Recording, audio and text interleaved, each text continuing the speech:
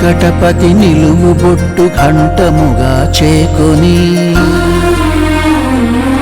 తనువు మనసు తాదాత్మ్యపు తాళపత్రమనుకొని వెంకటపతి నిలువు బొట్టు ఘంటముగా చేకొని తనువు మనసు తాదాత్మ్యపు తాళపత్రమనుకొని తాళపాక కన్న బిడ్డ రాసుకున్న పాట తరతరాలకు తరగని రింగిలైన పాట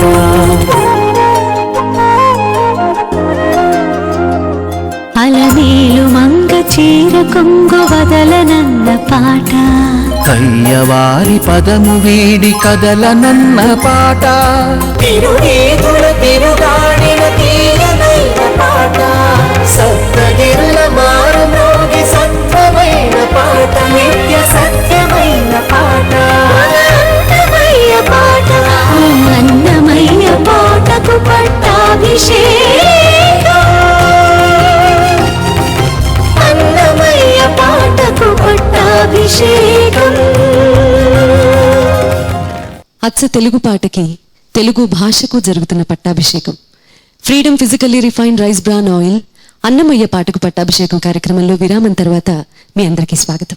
అన్నమయ్య పాటకు పట్టాభిషేకం. మీరు ఇక్కడి నుంచి తొందరగా వెళ్ళండి, లేకపోతే ఆవిడ వచ్చిందంటే కోప్పడుతుంది. ఇలా సాధారణ జీవితంలో మనకి ఎదురయ్యే ఒకానొక సందర్భాన్ని గుర్తు చేసే ఈ సంకీర్తన ద్వారా ఆ వెంకటేశ్వరుడికి అలమేలు మంగమ్మ వారికి ఉన్న అనుబంధాన్ని పరోక్షంగా చెప్పిన ఈ శృంగార కీర్తన అనిర్వచనీయమైన ఆధ్యాత్మిక తత్వాన్ని కూడా మనకు అందజేసింది.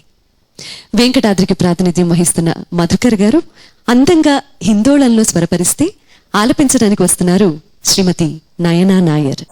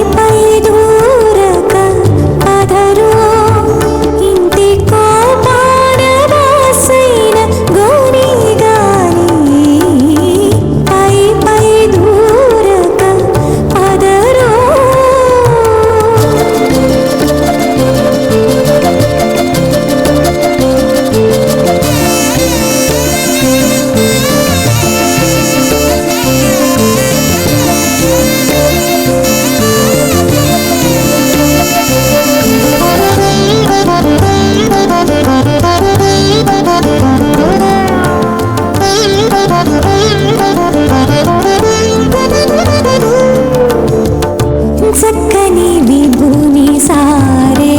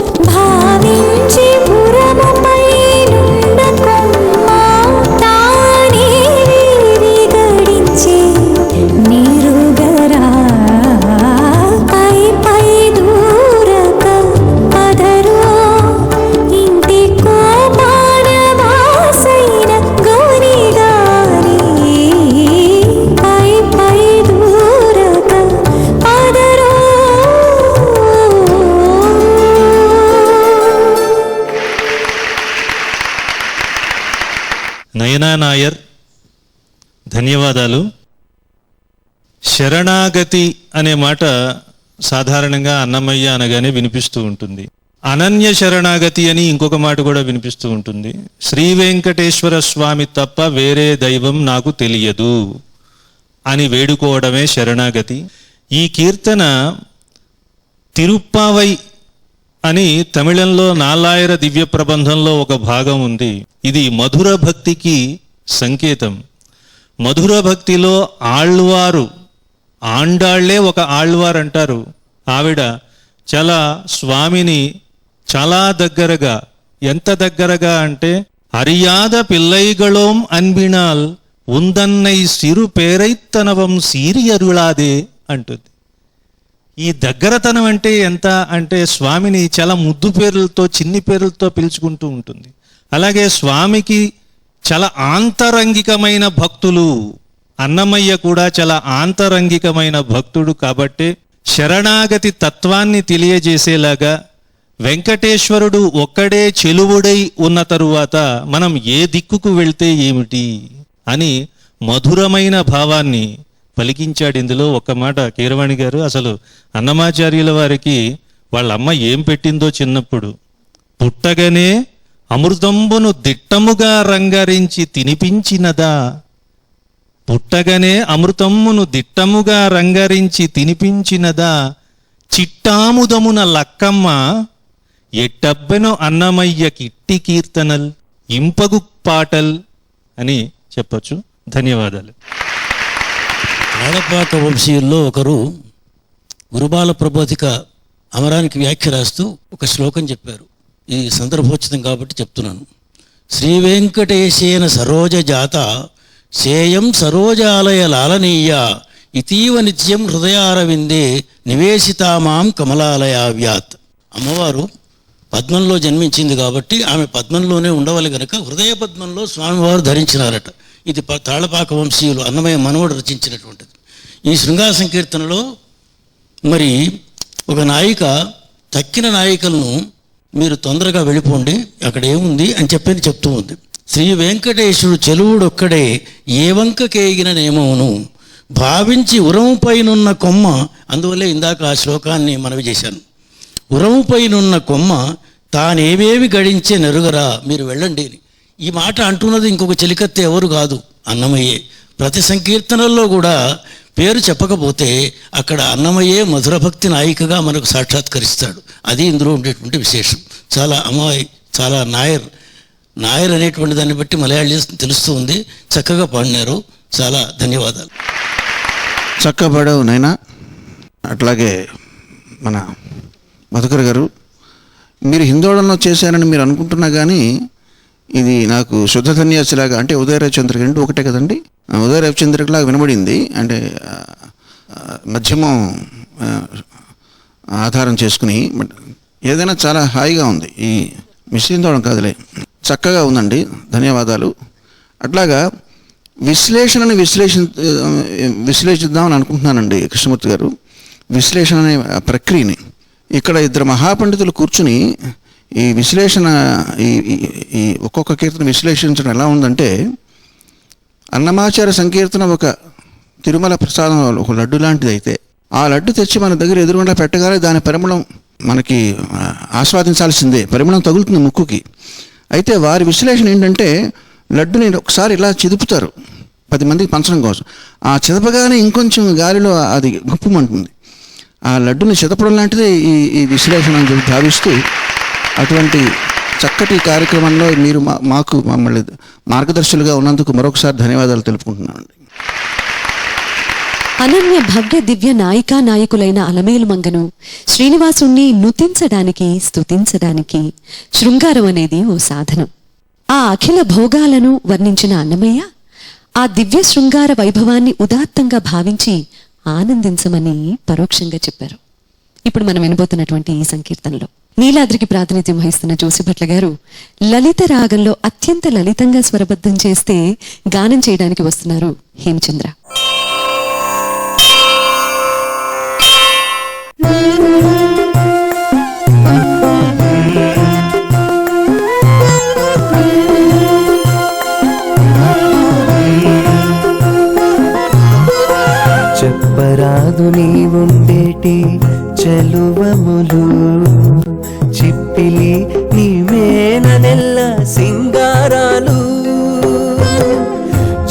చెప్పరాదు నీ ఉండేటి చెలువములు చిప్పిలి నీ మేన నెల్ల సింగారాలు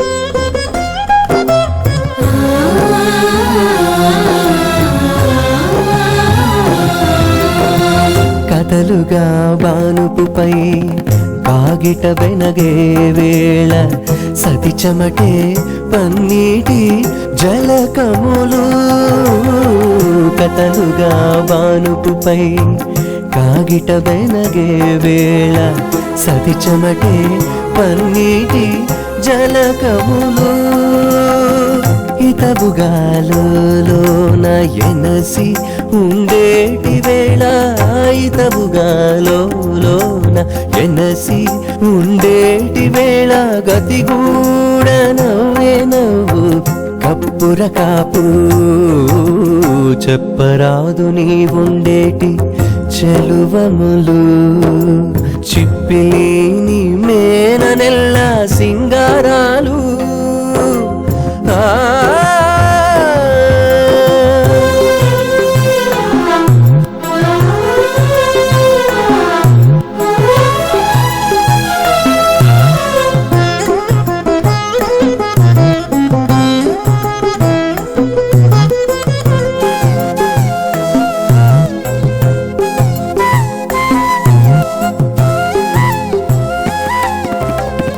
సొలసి సొలసి నీతో జోడై ఉండేటి వేళ తలిరుదోడి చూపులే తట్టు పునుగు సొలసి సొలసి నీతో జోడై ఉండేటి వేళ తలిరుదోడి చూపులే తట్టు పునుగు ఉలుకని తమ కానా ఉరమెక్కినట్టి వేళ ఉలుకని తమ కానా ఉరమెక్కినట్టి వేళ నిలువు మేని కాంతి నీ మేని సొమ్ములు చెప్పరాదు నీ ఉండేటి చెరువములు చిప్పిలి నీ మేన నెల్ల సింగారాలు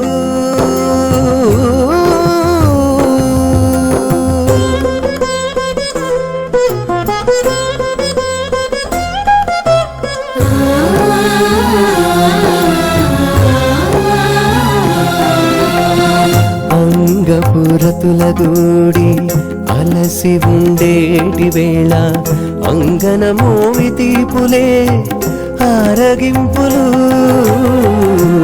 అంగపురతులగూడి అలసి ఉండేటి వేళ అంగన మోవి తీపులే ఆరగింపులు చెంగటనల మేల్మంగ శ్రీ వెంకటేశ నిన్ను చెంగటనల మేల్మంగ శ్రీ వెంకటేశ నిన్ను అంగవించి కూడే నీవే అఖిల భోగాలు చెప్పరాదు నీ ఉండేటి చెలువములు చిప్పిలి నీ మేన నెల్ల సింగారాలు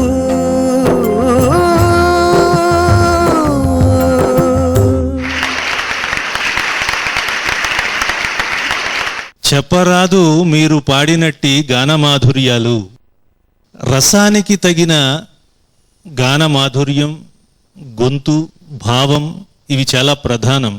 ఎందుకంటే ఒక మాట నేను చెప్తాను, నిజంగా అన్నమయ్య నిజమైన రససిద్ధి పొందిన కవి. అందులో కవిత్వ అంశ మొత్తం తత్వం అంతా చెప్పిన తర్వాత వెంకటేశ్వర స్వామితో అభేదం చెప్పటం ఒక లక్షణం, అలాగే శృంగారపరమైన దాన్ని కూడా వేదాంతపరమైన దానిగా అభేదంగా చెప్పడం మరొక లక్షణం. ఈ సంకీర్తన అమ్మవారి సౌందర్యాన్ని, ఒక నాయిక సౌందర్యాన్ని వర్ణించే రీతిలో సాగుతుంది. ఇలాంటి సంకీర్తనలు చాలా ఉంటాయి. ఏమకో చిగురుటధరమున ఆ కీర్తనలో కూడా చాలా అద్భుతమైన కవిత్వం ఉంటుంది. నిలువున పెరుకగా అంటిన నెత్తురు కాదు కదా అంటారు. అంటే ఇక్కడ నాయికలో ఉండే ఒక తత్వాన్ని చెప్తున్నాడు. మొట్టమొదట అలవోకగా చూసేసింది. చూసేటప్పుడు ఎలా ఉంటుందంటే అలవోకగా చూసింది, కానీ ఒక్కసారి ఆయన చూపులు కలిసిన తర్వాత చూపులు తీసేసింది. చూపులు తిప్పుకునేటప్పుడు తొట్రుపాటుతో ఉన్న పళంగా తీసేసింది. అందువలన నిలువున్న పెలుకగా అన్నాడు. ఉన్న పళంగా తీయటం వల్ల అంటుకుంది. అంటే ఇక్కడ చూసేటప్పుడు చూపుల్లో ఏ లక్షణం ఉంది? సిగ్గుంది. తీసేటప్పుడు తొట్రుపాటు ఉంది. ఒక్కొక్క పదం తీసినా సరే ఆ భావం చాలా తగ్గిపోతుంది అన్నట్లుగా ఉంటుంది. అలాగే ఈ కీర్తనలో కూడా అన్నమయ్య ప్రతి పదాన్ని చాలా సార్థకంగా సాభిప్రాయంగా వాడాడు. వెంకటేశ్వర స్వామి వారికి ఒక మాట ఉంటుంది, స్థానోత్కర్షాత్ సుదీప్తం శ్రమహర వపుషం స్వాంగ పర్యాప్త భూషం. ఆయనకు అలంకారాలు కావుట, అలంకారాలకే ఆయన పాదాలు చేతులు ఇవి అలంకారాలు. ఎందుకంటే రమణన్ రాగితమై అభాగ్యజన మూర్ధన్యస్త మాణిక్యమై, ఆయన హస్తం ఎటువంటిది, అంత గొప్ప హస్తం. అలాగే ఇక్కడ కూడా ఏమంటున్నాడంటే, నాయిక చూడండి, ఉరము ఎక్కినట్టి వేళ నిలువు మేనికాంతి నీ మేని సొమ్ములు. ఆ శరీరానికి ఉన్న కాంతే ఆభరణాలు అవుతున్నాయి అంటున్నాడు. ఇది నిజమైన కవిత్వం. కవిగా అన్నమయ్య రససిద్ధి పొందిన కవి. కవిత్వాన్ని కూడా ఆస్వాదించేటట్లుగా మీరు గానం చేశారు. ధన్యవాదాలు. అన్నమయ్య అధ్యాత్మ సంకీర్తనలు, శృంగార సంకీర్తనలు రెండు విధాలుగా రాశారని మనకు అందరికీ తెలిసినటువంటిదే. కానీ కొన్ని సంకీర్తనల్లో శృంగార సంకీర్తనలో అధ్యాత్మతత్వం, అధ్యాత్మ కీర్తనలో శృంగారతత్వం ఉండేటువంటివి కూడా ఉన్నాయి. ఈ శృంగార సంకీర్తనలో అధ్యాత్మతత్వం కూడా ఉంది. ఏమిటంటే అమ్మవారితో కలయిక అనేటువంటిది శృంగారతత్వం స్పష్టంగా బయటికి కనపడుతుంది.